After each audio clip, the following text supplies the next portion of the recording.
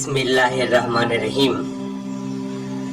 শ্রদ্ধা ভালোবাসায় নবাব সিরাজউদ্দৌলার প্রিয় নানাজান, বাংলা, বিহার ও উড়িষ্যার দেশপ্রেমী নবাব বঙ্গবীর আলীবর্দী খান। জন্ম 19 সেপ্টেম্বর 1674, মৃত্যু 10 এপ্রিল 1756 সাল।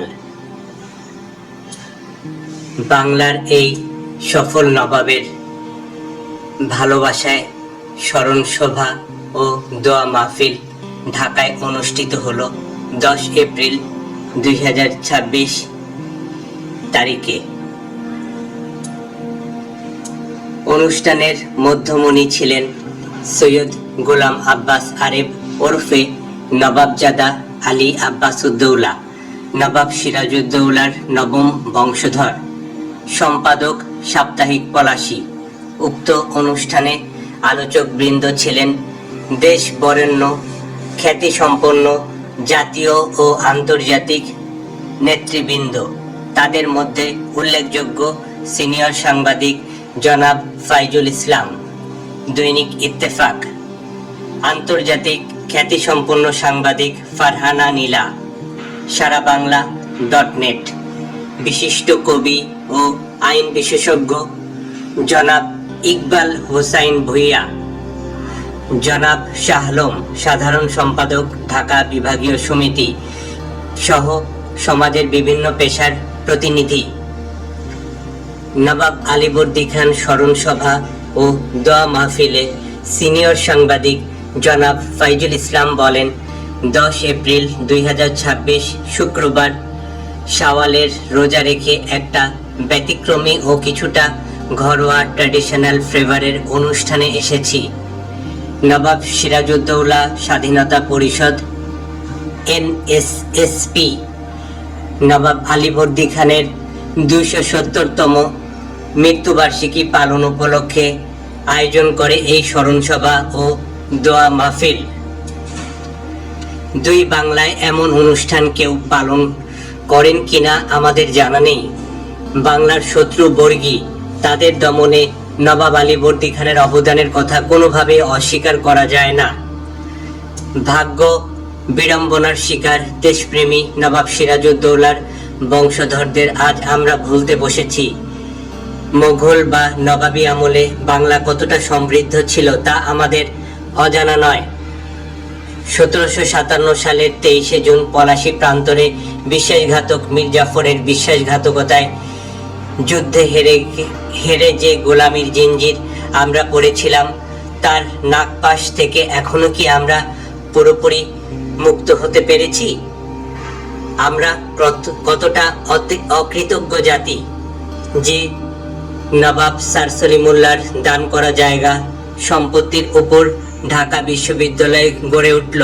সেই নবাবকেও আজ আমরা স্মরণ করি না, আর মনে রাখিনি নবাব আলীবর্দী খানের বীরত্ব গাথা, নবাব সিরাজের দেশপ্রেম।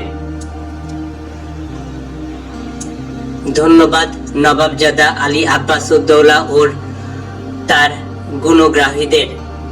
নবাবজাদা আব্বাসউদ্দৌলার নেতৃত্বে NSSP এ ধরনের দেশপ্রেমী কর্মসূচি অব্যাহত রাখবে বলে আশা করি। সিরাজউদ্দৌলার এই দেশপ্রেমী নবাব বংশধর আজও দেশি বিদেশি ষড়যন্ত্র, অনাদর ও অবহেলার শিকার। রাষ্ট্রীয় কোনো আদর যত্ন বা সম্মাননা নেই, অথচ তার পূর্বপুরুষগণ ক্ষমতা ছিনতাইকারী সেই ব্রিটিশদের কাছ থেকেও বিশেষ আনুকূল্য লাভ করতেন। বঙ্গবীর আলীবর্দী খানের স্মরণ সভা ও দোয়া মাহফিল প্রোগ্রাম সাকসেস হয়েছে। অনুষ্ঠানের মধ্যমণি হিসেবে দ্যুতি ছড়িয়েছেন বাংলার প্রিয় মুখ বঙ্গরত্ন নবাবজাদা আলী আব্বাসউদ্দৌলা। সিনিয়র সাংবাদিক ফাইজুল ইসলাম আরও বলেন, নবাবজাদা আব্বাসউদ্দৌলাকে নিয়ে আমরা এখন সিরাজের সোনার বাংলার গ্রামগঞ্জ শহরে ছড়িয়ে পড়ব। আমাদের এই দেশপ্রেমী সংগঠনও লাল সবুজের ভালোবাসায় টিকে থাকবে ইনশাআল্লাহ। নবাবজাদা আলী আব্বাসউদ্দৌলা জিন্দাবাদ, এনএসএসপি জিন্দাবাদ। উল্লেখ্য, উক্ত অনুষ্ঠান আয়োজন করেছে নবাব সিরাজউদ্দৌলা স্বাধীনতা পরিষদ এনএসএসপি এর সম্মিলিত দেশপ্রেমী টিম। অনুষ্ঠানটি সফল করতে সুদূর প্রবাস থেকে সার্বিক সহযোগিতা করেছেন জনাব ক্লিন্টন হাওলাদার পাভেল, প্রতিষ্ঠাতা বাংলাদেশ সাপোর্টার্স ফোরাম, যুক্তরাষ্ট্র ও জনাব ফারুক চৌধুরী, চেয়ারম্যান কাবা ফাউন্ডেশন, যুক্তরাজ্য। অনুষ্ঠানটির প্রধান মিডিয়া পার্টনার ছিল সাপ্তাহিক পলাশী। প্রতিষ্ঠাতা মরহুম শিল্পপতি, রাজনীতিবিদ, শিক্ষাবিদ ডক্টর মোহাম্মদ ফজলুল হক। বাংলার জনপ্রিয় সাপ্তাহিক পলাশীর সম্পাদক ও নবাব সিরাজউদ্দৌলার যোগ্য উত্তরসূরি নবম রক্তধারা প্রজন্ম সৈয়দ গোলাম আব্বাস আরেফ ওরফে নবাবজাদা আলী আব্বাসউদ্দৌলা ঐতিহ্যের ভালোবাসায় গড়া উক্ত সংগঠনটির উত্তরোত্তর সাফল্য কামনায় বাংলার যে 5 গুণী সন্তান জনাব ফাইজুল ইসলাম, সিনিয়র সাংবাদিক, দৈনিক ইত্তেফাক, সাংবাদিক ফারহানা নীলা, কবি ইকবাল হোসেন ভুইয়া, যুক্তরাষ্ট্র প্রবাসী ক্লিন্টন হাওলাদার পাভেল, যুক্তরাজ্য প্রবাসী ফারুক চৌধুরী ভালোবাসার যে হাত সম্প্রসারিত করেছেন, তাদের প্রত্যেকের প্রতি তাহে দিল সে শুকরিয়া জানান। নবাব সিরাজউদ্দৌলা বা নতুন প্রজন্মকে নিয়ে কি কি কাজগুলো হওয়া উচিত বা হচ্ছে না সে বিষয়ে, বা সরকারের কাছে কি বার্তা আপনার যাবে, যেহেতু আপনি একটা বিএনপি বাংলাদেশের সবচেয়ে বড় রাজনৈতিক দল, জনপ্রিয়, সেটার সাথে আপনি জড়িত। এই দলটা এখন ক্ষমতায় আছে। আশা করি যে এই বিষয়গুলো আপনারা আগিয়ে নেবেন, সেই জিনিসটা একটু আপনার মুখে শুনতে চাচ্ছি। নবাব সিরাজউদ্দৌলা মানে আমাদের আসলে একটা হৃদয় স্পন্দন হয় নবাব সিরাজউদ্দৌলার নামটা মুখে আনার সাথে সাথে, তাই না? ওনারা আমাদের এই বাংলাদেশের যে পটভূমি, আমাদের অতীত যে ইতিহাস, নবাব সিরাজউদ্দৌলার অবদান অনেক বহুবিধ, এগুলো বলে শেষ করা যাবে না। যেহেতু নবাব সিরাজউদ্দৌলা আমাদের একটা মনে কোথায় গেঁথে আছে, এই জন্য পাঠ্যপুস্তকে নবাব সিরাজউদ্দৌলার বিষয়গুলো ছোট করেও হলেও আমাদের এই যে ভবিষ্যৎ প্রজন্ম, এখনকার প্রজন্ম যেন জানতে পারে, এমন জায়গায় এমনভাবে দিতে হবে পাঠ্যপুস্তকে, মানে এটা কম্পালসারি একটা বিষয় করে দিতে হবে। এই বিষয়গুলো যখনই কম্পালসারি হবে, আমরা যেমন করেছি ওই সময়ে, আমরাও পড়েছি, কিন্তু পড়েই আমরা জ্ঞান অর্জন করেছি, এখনকার বাচ্চারাও যাতে ওই জ্ঞানটা অর্জন করতে পারে, এভাবেই আমার কাছে মনে হয় যে ধরে রাখতে পারলে অনেক ভালো একটা বিষয় হয়ে দাঁড়াবে এবং আমাদের ভবিষ্যৎ প্রজন্ম অনেক কিছু জানতে পারবে, বুঝতে পারবে। পাঠ্যপুস্তকে নকশাগুলোকে ছিল এটা আওয়ামী লীগ সরকারের রোশানলে এটাকে বাদ দেওয়া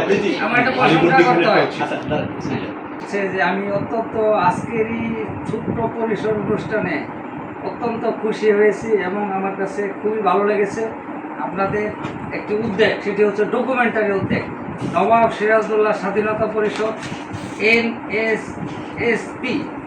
এটা আশা করছি এটা মাঠে পর্যায়ে চলে গেলে এটার মেম্বার অনেক হবে, অগণিত, শত শত লক্ষ লক্ষ হাজার হাজার হয়ে যাবে ইনশাআল্লাহ। এবং সিরাজউদ্দৌলা চলচ্চিত্রে যিনি অভিনয় করেছিলেন আমাদের সকলের শ্রদ্ধেয় আনোয়ার হোসেন স্যার, এবং যিনি পরিচালনা করেছিলেন খানাতা, খানাতা স্যারকে আওয়ামী লীগ সরকার বিভিন্ন রকম হেনস্থ করেছে, ওনাকে পাকিস্তানের দালাল বলেছে এবং বলেছে যে তুমি সিরাজউদ্দৌলাকে নিয়ে ফিল্ম বানানো উচিত হয়নি।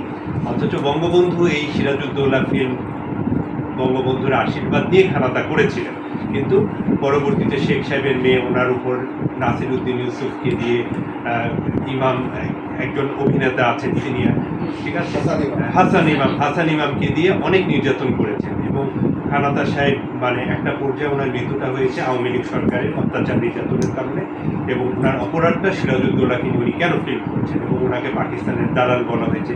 এবং একইভাবে আমাকেও নির্যাতন করা হয়েছে। আমার আব্বার মৃত্যু হয়েছে, আমাকে সরকারের রোশানলে, বিগত সরকারের রোশানলে আমি পড়েছি।